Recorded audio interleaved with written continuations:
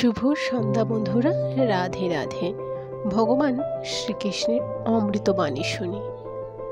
ভগবদ্ গীতায় যা কিছু আছে এই ভূভারতে তার সমস্ত কিছুর ব্যাখ্যা দেওয়া আছে।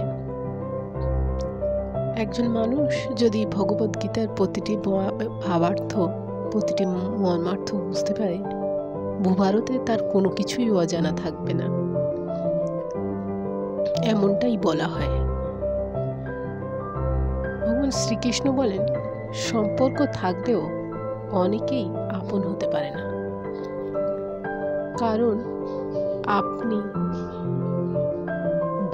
আপন ভাবা ও কাউকে আপন করে নেওয়ার জন্য সুন্দর মানসিকতা, সুন্দর মনের প্রয়োজন হয়। সেটা সবার মধ্যে থাকে না। সবাই যে আপনাকে আপন ভাববে এমনটা তা হবে না। আপনি যাকে আপন ভাবছেন সে আপনাকে আপন নাও ভাবতে পারে। আপনার মন মানসিকতা অনেক সুন্দর, তাই আপনি তাকে আপনার মতন ভাবছেন, তাই আপনি তাকে আপন ভাবছেন, কিন্তু সে তো আপনাকে আপন ভাবছে না। তাই চেষ্টা করুন নিজের মন মানসিকতাকে সুন্দর করতে, আর আপনার সুন্দর মনই আপনাকে অন্য সবার থেকে আলাদা করে রাখবে।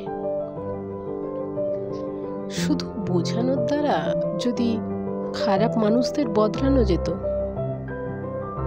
পরিবর্তন করা যেত, তাহলে চারিদিকে এত হানাহানি, দ্বন্দ্ব কিছু দেখা যেত না।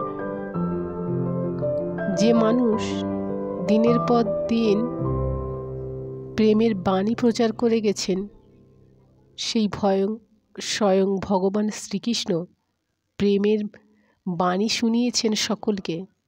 তিনি কখনোই মহাভারতের যুদ্ধে সামিল হতেন না। তাই যে যেমন মানুষ তার সঙ্গে তেমনটাই ব্যবহার করো, কারণ শ্রীকৃষ্ণ এটাও বুঝিয়েছেন যে সুন্দর সব কিছু সৎ ও সুন্দরতা দিয়ে হয় না। কখনো কখনো প্রয়োজনে যুদ্ধতেও সমাধান হয়। তাই চেষ্টা করুন নিজেকে তেমনভাবে অন্যের কাছে মেলে ধরতে, যে যেমন তার সঙ্গে ঠিক তেমনটাই ব্যবহার করুন। তবে অসৎ মানুষের সঙ্গে অসৎ হতে বলছি না। আপনি আপনার মতন করে সৎ থাকার চেষ্টা করুন। অসৎ সঙ্গে পড়ে অসৎ হলে তেমনটা হবে না, কিন্তু অসৎ মানুষের সঙ্গে আপনার ব্যবহারটাও